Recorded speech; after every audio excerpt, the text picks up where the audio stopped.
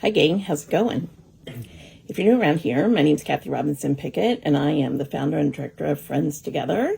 And on our social media pages, we talk all things Friends Together, social justice, medical health, mental health, and anything in between. And lately we've been doing these mental health talks. And today Troy's here, and we're going to talk about situational anxiety. Good morning.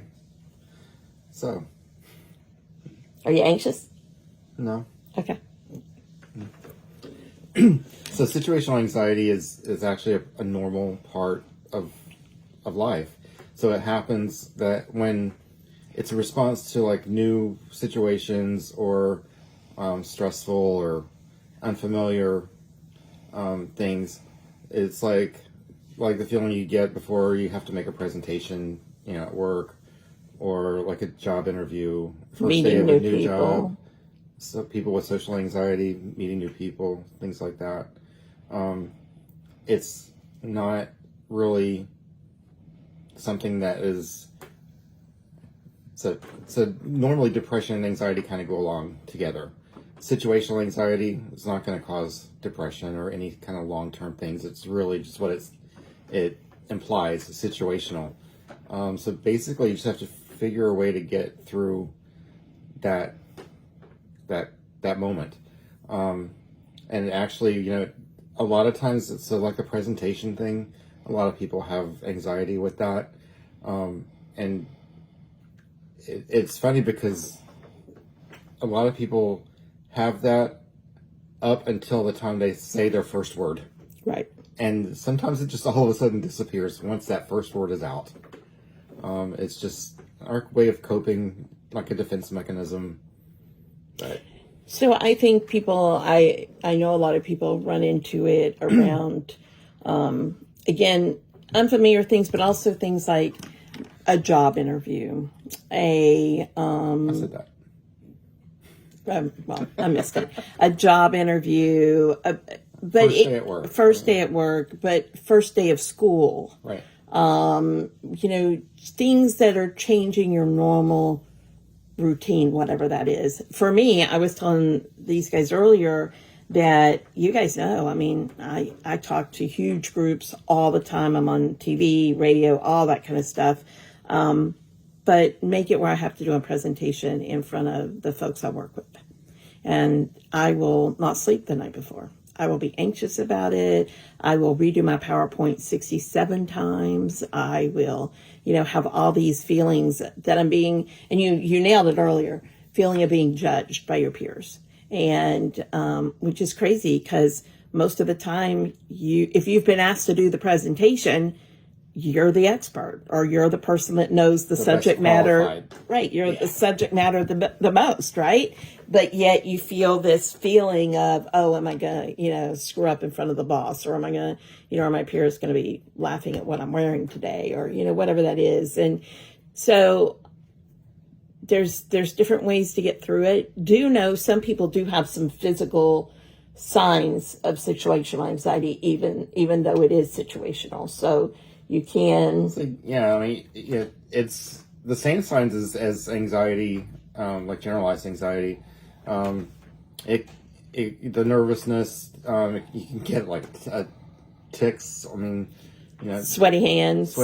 You can break out into like sweats, tremors, profuse sweating all over, hot flush, headaches. You're like palpitations. You feel like you just get short of breath. Yeah. So the symptoms are the same. Depending on your symptoms, there's different things you can do to work yourself through that.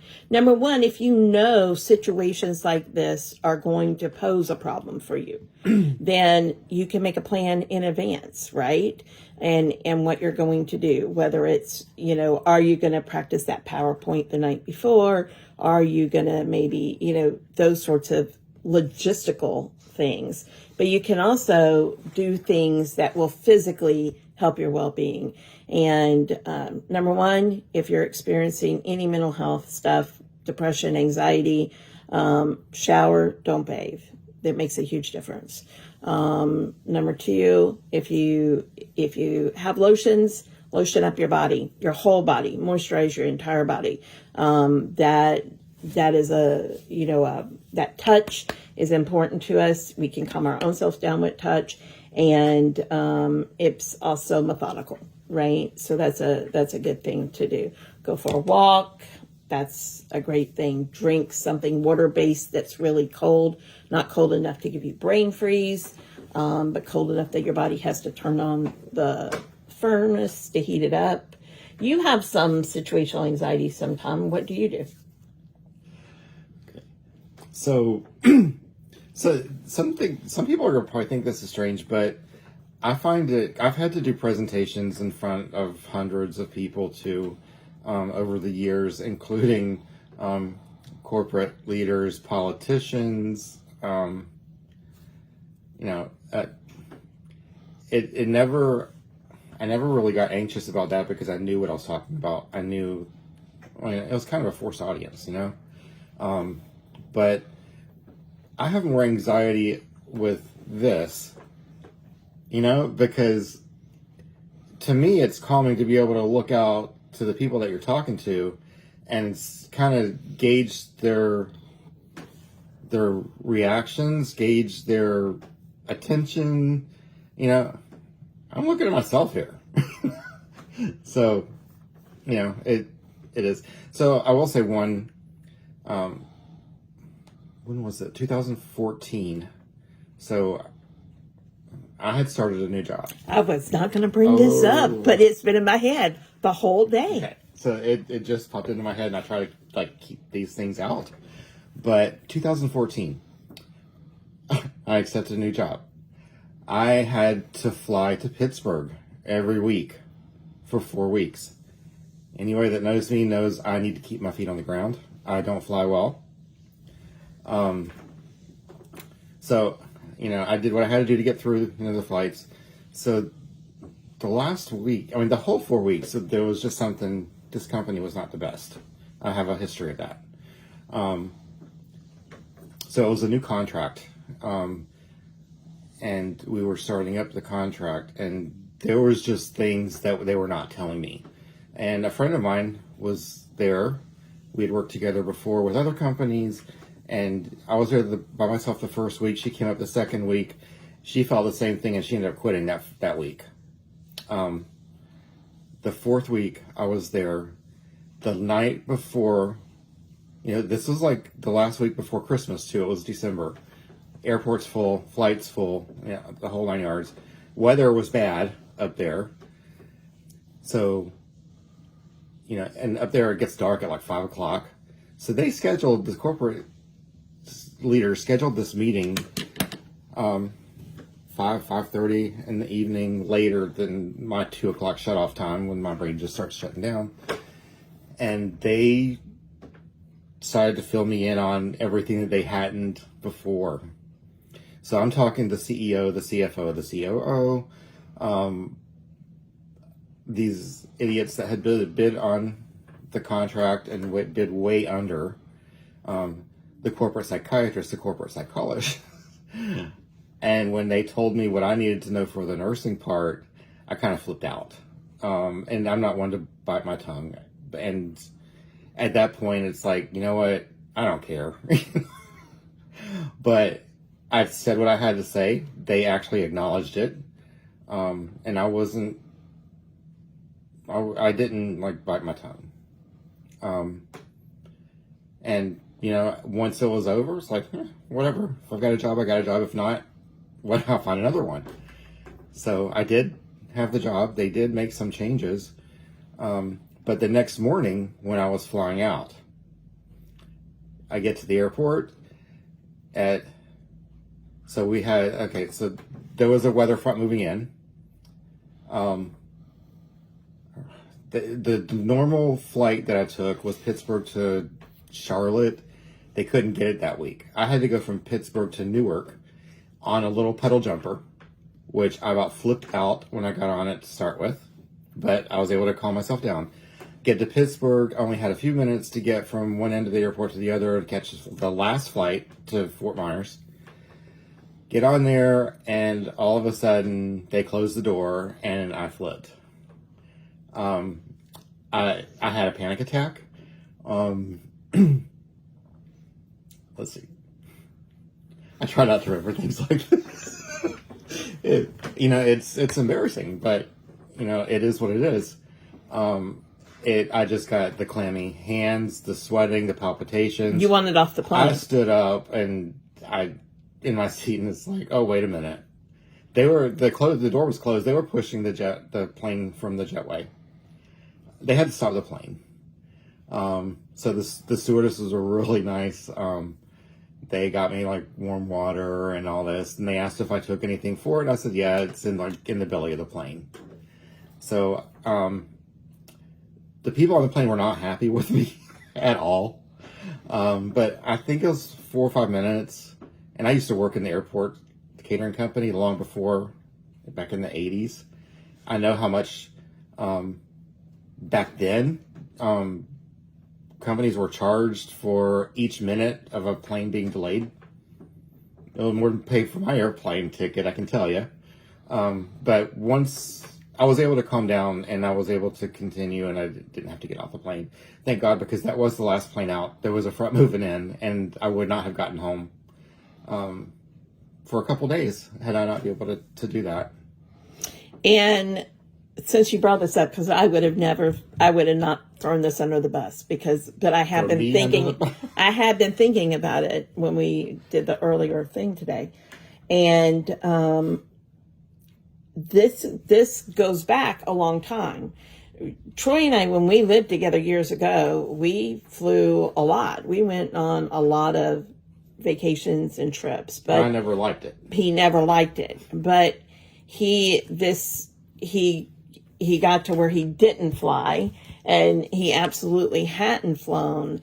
And when he decided he was going to take this job, and he came home and said, I'm going to take this job, but I'm going to have to. Before this, he had driven up to those meetings. That was after. Was it after? With another company. Okay. To DC. Yeah. To DC. Because he would not get on the plane. Like he would leave 2 days early and drive himself up to go to a 6-hour meeting. Because that's how great your anxiety was over that, right? Yeah. And actually, I wasn't alone. There were a couple other people in the company on my team. They just liked you. They said they didn't want to fly because they liked you, and they got in the car and went. Please, get real. They figured you were going to feed them free food. They got in the car. It was all expense. Yeah, they got in the car and went and had good food. But you still had, the point was, you still had to go to work. I haven't flown since 2014. I know those of you that I've been talking to them about going to Africa, you're hearing this for the first time and you're like, what? I haven't talked about this for I know. 10 years, so. You haven't. Everybody's hearing this for the first time. You haven't already told. And so, but the flip side to that is you had a job to do. I did it. And you did it. You knew you wanted the job. It paid well, and you were going to have to figure out how to get over your anxiety. And so sometimes pushing through something means you may have to look outside the box and do something else to make it happen so that you can get whatever it is done. And that's okay. And if you're not 100% successful, that's okay too. Right. Right. And if if he'd have rented a car and drove home from Newark, I didn't think about it. I can't remember where we were flying years ago and hit that bad turbulence. I really think that was when it all started. I don't know if it was when we were flying to Phoenix or years and years ago. We were on a flight and we dropped a lot. And I really think that's where it all started. But anyway, that is kind of a combination of situational and a little more bigger anxiety, though, because it did happen in a situational setting, but it is something that reoccurs. A new job, and right. That was a culmination of like the perfect storm for me. Right, it was for sure. Well, I, for one, appreciate you sharing that. I really do, because I think a lot of people think they suffer with these things and nobody else has it. And it's just not true. Everybody has things that will make them feel scared or anxious or downright afraid of something. And sometimes, we use humor to overcome a lot of things, but that doesn't mean it's not real, and it doesn't mean something that you don't have to work on or figure out that plan. So if you find yourself feeling those situational anxiety kinds of things, my best suggestion to you is start figuring out what are some things you can do to head it off before you get to that point, right? And so in the days leading up to an event that now you don't always know an event's going to present itself, right? But you do know if you're going to go have a job interview. You do know if you're going to have to meet somebody for the first time or... So the last time that I had to go to DC, it was outside DC for a meeting, 2018, 19, and I had driven up. That time I drove by myself. Everyone else decided they could fly. And that was, because I just wasn't going to get on a plane. If I had to, I would have, but I didn't. My boss was aware of my anxiety with flying, and she was good with it. So I get to the hotel in South Virginia, or whatever.